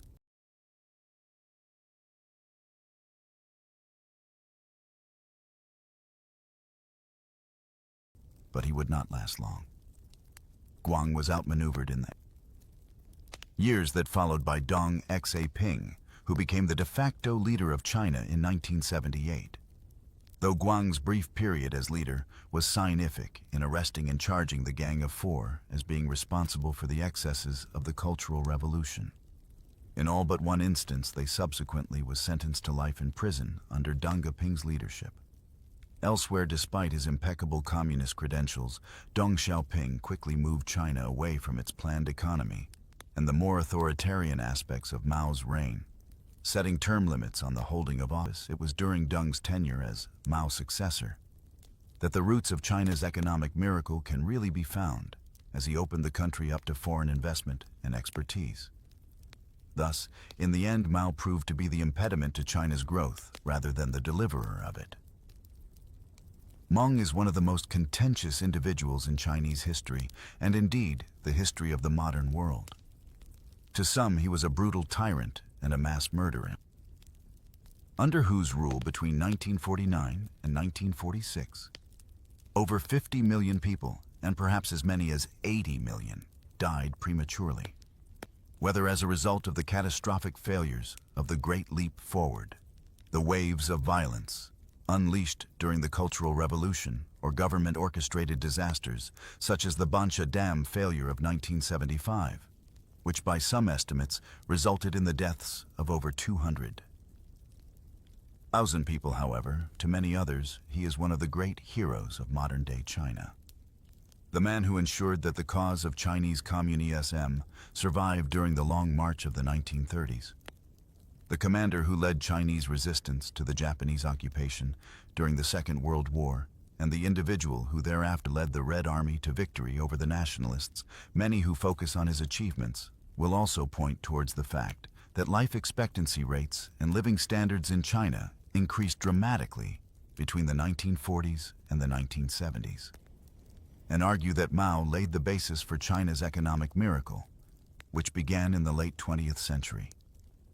It is indeed striking that one individual can provoke such widely diverging opinions. There is no doubting Mao's critical role in ensuring the ascent to power of the Communist Party in China. Without Mao, the movement might not have survived the 1930s, and his leadership was also critical in the post-war period.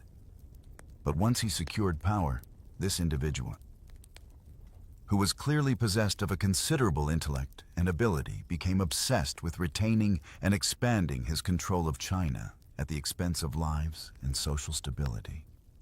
It was his desire to not play second fiddle to Krov and the Russians, which drove China into the disastrous Great Leap Forward, and his unwillingness to accept how badly things had gone wrong, which saw the famine, which the Second Five-Year Plan created, drag on for years and kill somewhere between 30 and 50 million Chinese people. It was Mao's pathological desire to reinforce his position as head of the Chinese state in the mid-1960s, which led to the violence and instability of the Cultural Revolution. The Mao of the 1950s and 1960s was a different one to the individual who first joined the party in 1921 and initiated the Long March in 1934. Those who knew him over the course of his life often confirmed that he changed considerably over the years. What do you think of Mao Zedong? Do you think he was actually committed to the idea of communism? Please let us know in the comments section, and in the meantime, thank you very much for watching.